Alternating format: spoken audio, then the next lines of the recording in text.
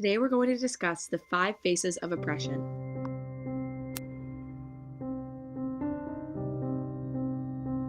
Oppression is the experience of repeated, widespread, systematic injustices that some groups suffer from as a result of their group identity.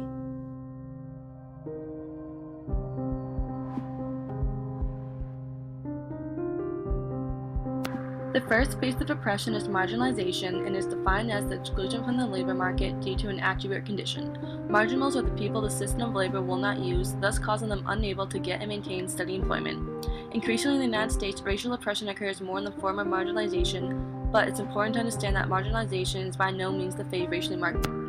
It can happen to anyone and for reasons outside of race as well. A large proportion of the population in the US are marginals, and they are the old people.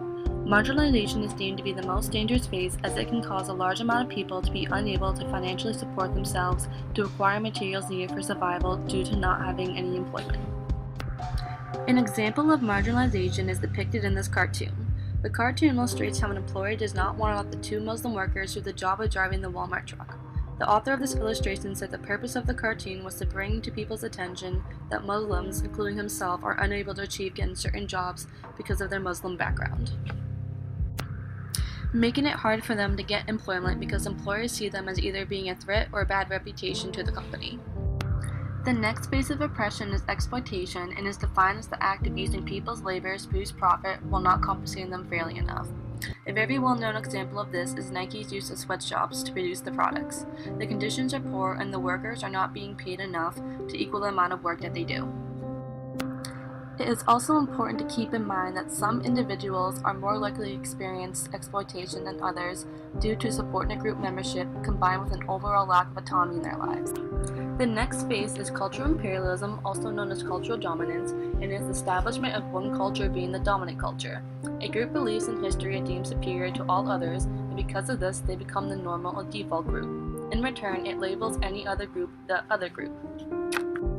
This negatively affects people from the non-dominant culture. It oppresses them by both rendering them invisible and allowing stereotypes to be formed against them. Under the imposition of another culture, the lesser culture is thought to lose some of its own cultural identity in the process.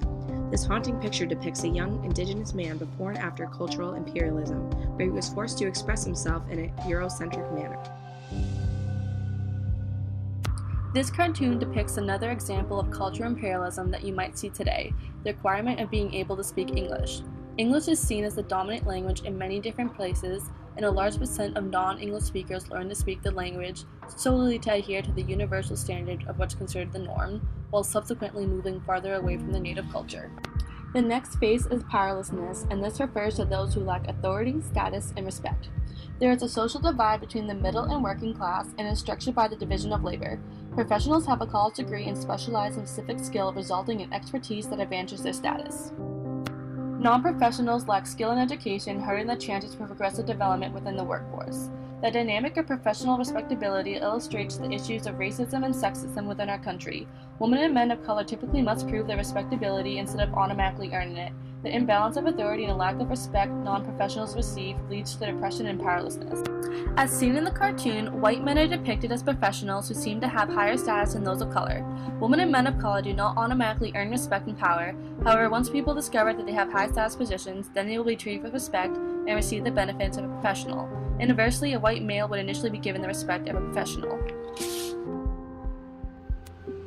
The final phase of oppression is violence. Oppressed groups suffer at a much higher rate from systematic violence. Members from these groups live their life in fear of becoming a victim of random or unprovoked attacks on their persons or property. At high risk are people of color, members of the LGBTQIA community, women, and subordinate religious groups. Current societal contexts make this type of violence possible and acceptable. There is a need for reform and a need for positive representations of targeted groups in the media and in everyday life.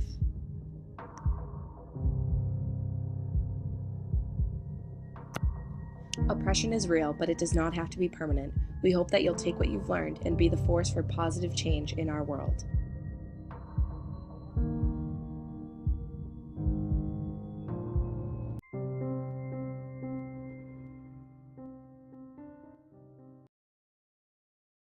Created using Powtoon.